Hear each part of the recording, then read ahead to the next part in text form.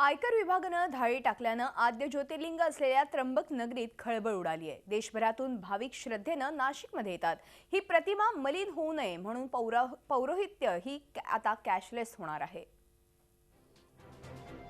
त्र्यंबकेश्वर म्हणजे शिवाची नगरी। या नगरीतील 2 पुरोहितांवर आयकर विभागाने छापे घातले।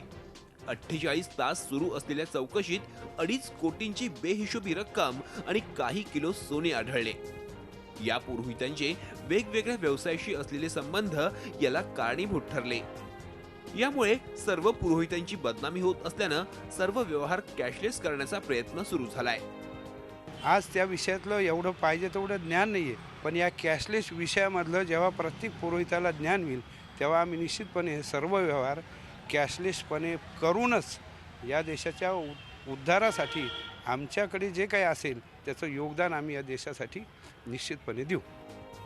या नगरीत 90% पुरोहित आयकर भरत असल्याचा दावा आता पुरोहित संघाकडून केला जातोय। नाशिक शहरात तरुण असलेले अनिकेत शास्त्री यांनी याची सुरुवात कधीच केली आहे। सर्व पूजाविधीमध्ये येणारी रक्कम ही शुद्ध असावी असं त्यांचं मत आहे। डिजिटल इंडिया जी नरेंद्र मोदी यांची भारत साकारण्याची जी मोहीम आहे त्याच्यामध्ये एक योगदान आम्ही दिलेलं आहे आणि अशाच पद्धतीने सर्व या क्षेत्राशी संबंधित लोकांनी याचा जास्तीत जास्त वापर करावा आणि वाईट व्यवसाय आणि वाईट पेमेंट स्वीकारावं।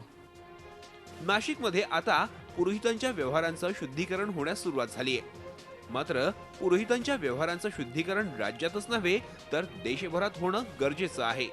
योगेश खरे, झी मीडिया, नाशिक। झी 24 तास रहा एक पाऊल पुढे।